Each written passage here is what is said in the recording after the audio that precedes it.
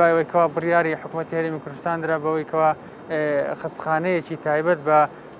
چارەسەرکردنی توژبانی کۆڕۆنا لە شاری سۆران بکرێتەوە دەستگا بە وەکو کاری هەمیشەی کەوا لە ڕابردووش هاوکار و پشتیوان بووە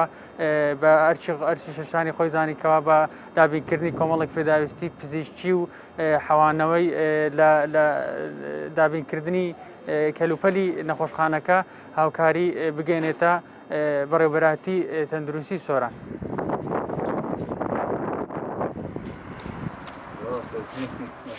دەستگای خێرخوازی بارزانی نەمر پێشتر چەند هاوکارێکی لە ساڵانی ڕابردووتان بڵێم بە پێشکەشباردوو نەخۆشخانەی ئاشتی و دایکبوون و بنکە تەندروستەکانی سنووری بەڕێوەبەراتی تەندروستی سۆران کردووە کاوەشمای دەستخۆشی و گرنگیەکە توان بڵێم کە خزمەتێکی باشی دەڤەرەکەی کردووە.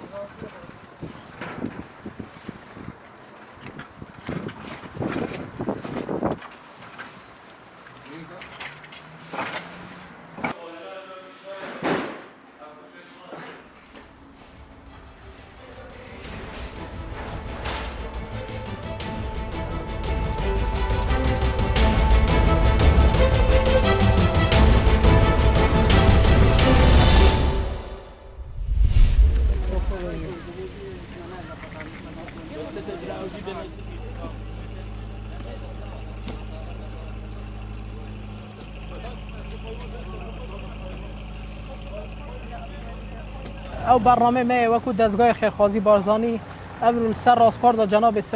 سروک حکومت هرم کردستان عمل کمپا داودی کل سنور هرم دورداریا بامرنه سری وی کمپ همین مال دیشینه اوی ارزاقی سر همین مالا دابش.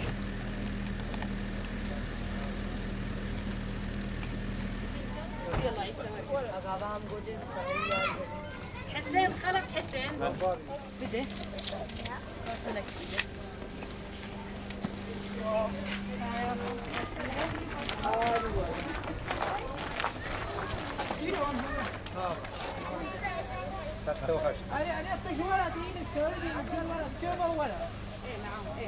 اف ارزاق دهت توزيع كرنج لاي دزگاه خيرخوازي بارزاني بو 603 عائله بو اوارات خلقي اوارا كمبا داوديه اوارا شنغاله براستي اف مساعدات وقت خدا هات چونكو عالم قالك محتاج بون.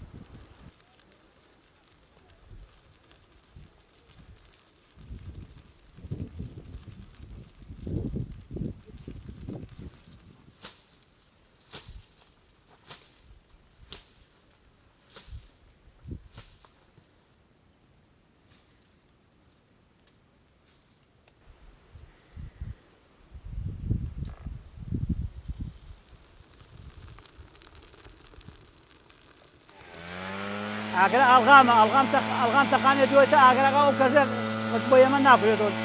تقريبا دي كان باش يحموا بك ورمنا كوكوية دانغورية عملنا روي أمدي ولا روي أودي شوي تاوزية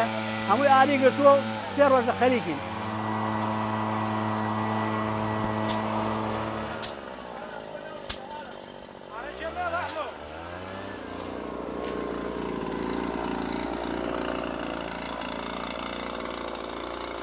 لان بەڕێوەبەراتیمان و ژمارە پەیوەندیەکان 150 ئاگادارکراین کە لە شاخی زەواڵی ئاگرێکەیە لە سنووری ناوچەی شەمێران ئێمەش دەست بە جێتیمەکانمان گەشتوتە ئێرە و خەریکی کۆنتڕۆلکردنی ئاگرەکەین و دیالەوەی کە ناوچەیەکی سەخت و دژوارە و ئەڵغامێکی زۆری لێیە و هەموو دیەکان دەوروبەری ئەم سنوورە گشتی هاتوون بۆ کۆنتڕۆلکردنی ئاگرەکەەوە خەریکین پشت بەخوایشەڵا کۆنتڕۆلی بکەین.